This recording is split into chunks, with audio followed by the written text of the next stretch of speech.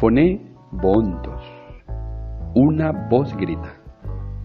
Con mucha fe y devoción, escuchemos la voz de nuestros hermanos mayores, los santos, que con sus vidas gritaron y hoy siguen gritando el amor a Dios y a los hermanos en el desierto que a cada uno le tocó vivir. Encomendémonos a su intercesión e imitemos sus virtudes, para que nos unamos a gritar con nuestras vidas junto a ellos. Shalom Betot. Paz y bien.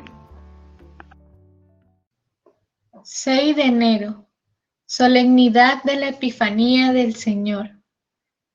La Epifanía, que en griego significa aparición o revelación, es una fiesta destinada a celebrar principalmente la revelación de Jesucristo a los magos o sabios de Oriente, los cuales, por inspiración particular del Todopoderoso, fueron a adorarle poco después de su nacimiento. Sin embargo, el carácter litúrgico del día conmemora igualmente, y así lo recoge el Martirologio romano, otras dos manifestaciones del Señor. La primera es la de su bautismo, en el que el Espíritu Santo descendió sobre él en forma de paloma, al mismo tiempo que una voz del cielo decía: «Este es mi Hijo muy amado, en el que tengo mis complacencias». La segunda es la revelación de su poder en el primero de sus signos, la transformación del agua en vino en Caná, donde manifestó su gloria y sus discípulos creyeron en él. Por todo esto, la festividad merece respeto y reverencia, especialmente por parte de nosotros los gentiles, que en tal fecha fuimos llamados a la fe y adoración del verdadero Dios en la persona de los magos. Sin decirnos cuántos eran, la Biblia llama magos o sabios a los gentiles que acudieron a Belén a rendir homenaje al Redentor del mundo, obedeciendo al divino llamado. La opinión común, apoyada por la autoridad de San León, Cesario, Beda y otros, sostiene que eran 3.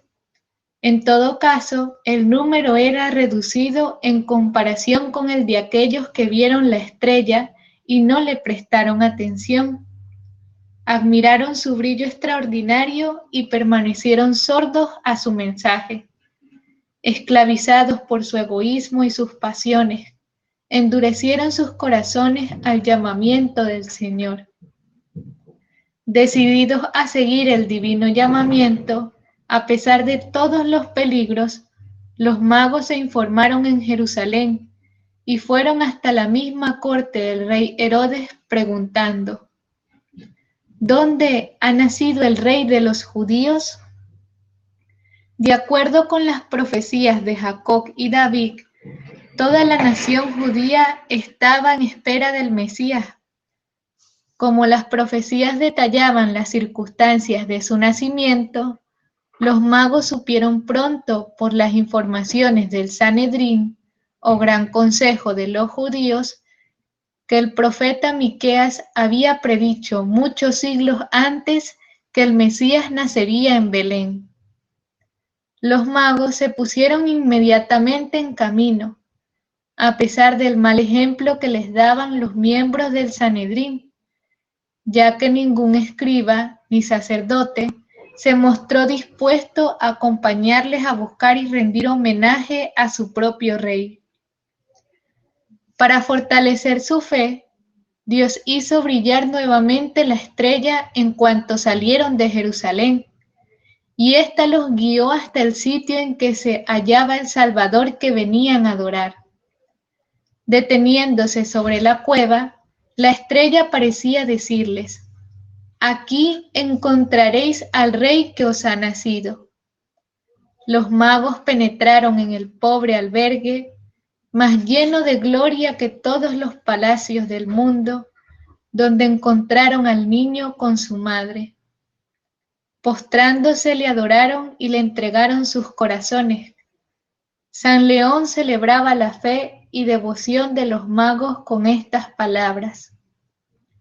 La estrella los llevó a adorar a Jesús, pero no encontraron a éste venciendo demonios, o resucitando a los muertos, o dando vista a los ciegos y voz a los mudos. Jesús no hacía milagros. Estaba allí como un recién nacido, sin palabras y totalmente dependiente de su madre. Su poder estaba oculto y su único milagro era la humildad. Los magos ofrecieron a Jesús los más ricos productos de sus tierras: oro, incienso y mirra. El oro, para manifestar que reconocían su dignidad real; el incienso, como una confesión de su divinidad; la mirra, como símbolo de que se había hecho hombre para redimir al mundo. Pero sus más ricos regalos fueron las disposiciones en que se hallaban: su ardiente caridad, simbolizada en el oro; su devoción, figurada por el incienso; y la total entrega, representada por la mirra. La más antigua mención de la celebración de una fiesta cristiana el 6 de enero parece ser la de los Estromata, de Clemente de Alejandría, quien murió antes del año 216. Dicho autor afirma que la secta de los basilianos celebraba la conmemoración del bautismo del Señor con gran solemnidad, en fechas que parecen corresponder al 10 y al 6 de enero. Esto tendría en sí mismo poca importancia si no existieran abundantes pruebas de que en los 2 siglos siguientes el 6 de enero se convirtió en una festividad principal en la Iglesia de Oriente, y que tal festividad estaba estrechamente relacionada con el bautismo del Señor. En un documento conocido con el nombre de Cánones de Atanasio, cuyo texto pertenece básicamente a la época de San Atanasio, digamos hacia el año 370, el autor nos dice que las 3 fiestas más importantes del año eran Pascua, Pentecostés y Epifanía. El mismo documento prescribe a los obispos que reúnan a los pobres en las ocasiones solemnes, particularmente en la gran fiesta del Señor, Pascua; en Pentecostés, cuando el Espíritu Santo descendió sobre su iglesia; y en la fiesta de la Epifanía del Señor en el mes de Tubi, es decir, la fiesta del bautismo. Canon 16. El Canon 66 repite la fiesta de la Pascua, la fiesta de Pentecostés y la fiesta de la Epifanía, que es el 11º día del mes de Tubi. Según las ideas del Oriente, la primera manifestación del Salvador a los gentiles coincide con las divinas palabras: Este es mi Hijo muy amado, en el que tengo mis complacencias. Los padres griegos opinan que la Epifanía, llamada también por ellos Teofanía, manifestación de Dios, e iluminación, se identificaba originalmente con la escena del Jordán. En un sermón predicado en Antioquía el año 386, San Juan Crisóstomo se pregunta: ¿por qué se llama Epifanía no al día del nacimiento del Señor, sino al día de su bautismo? Y después de discutir algunos detalles de la observancia litúrgica, especialmente el agua bendita que los fieles llevaban a sus casas y conservaban todo el año, el santo se inclina a pensar que el hecho de que el agua no se corrompa es un milagro. Responde a su propia pregunta. Llamamos Epifanía al día del bautismo del Señor, porque al nacer no se manifestó a todos, como lo hizo en el bautismo, hasta ese momento había permanecido oculto al pueblo. También San Jerónimo, que vivía cerca de Jerusalén, testifica que la única fiesta que se celebraba entonces allí era la del 6 de enero, para conmemorar el nacimiento y el bautismo de Jesús. A continuación, explica que la idea de manifestación no se aplica propiamente al nacimiento, porque Jesús permaneció entonces oculto y no se reveló, sino más bien al bautismo en el Jordán, cuando el cielo se abrió sobre Cristo.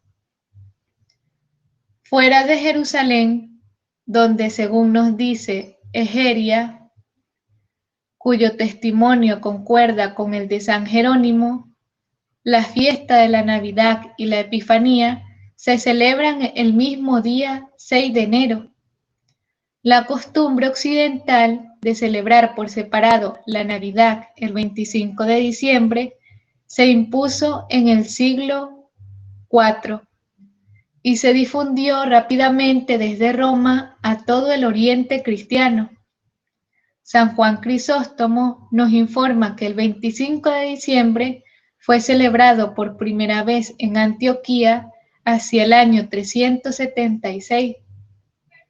Constantinopla adoptó dicha fiesta 2 o 3 años más tarde, y San Gregorio de Niza, en la oración fúnebre por su hermano San Basilio, explica que la Capadocia adoptó la costumbre hacia la misma época.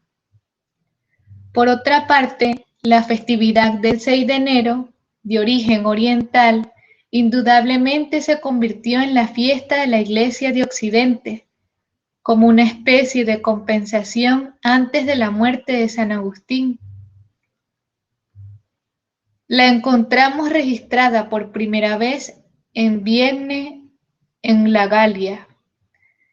El historiador pagano Amiano Marcelino, describiendo la visita del emperador Juliano a las iglesias, habla de la fiesta de enero que los cristianos llaman Epifanía. San Agustín acusa a los donatistas de no haber adoptado como los católicos la nueva festividad de la Epifanía. Alrededor del año 380 se celebraba ya dicha festividad en Zaragoza, y en el año 400 era una de las fiestas en que estaban prohibidos los juegos de circo. Sin embargo, aunque el día de la celebración era el mismo, el carácter de la fiesta de la Epifanía en Oriente y en Occidente eran distintos. En Oriente, el motivo principal de la fiesta sigue siendo hasta el día de hoy el bautismo del Señor, y la gran bendición del agua es uno de los ritos principales. En Occidente, por el contrario, se hace hincapié en el viaje y la adoración de los magos. Así sucedía ya desde la antigüedad, como lo demuestran los sermones de San Agustín y San León. Cierto que el bautismo del Señor y el milagro de Caná están incluidos también en la fiesta, pero aunque encontramos en San Paulino de Nola, principios del siglo V, y un poco después en San Máximo de Turín, alusiones muy claras a estos dos hechos en su interpretación de las solemnidades del día, hay que reconocer que en la práctica la Iglesia de Occidente solo celebra la revelación del Señor a los gentiles, representados por los magos.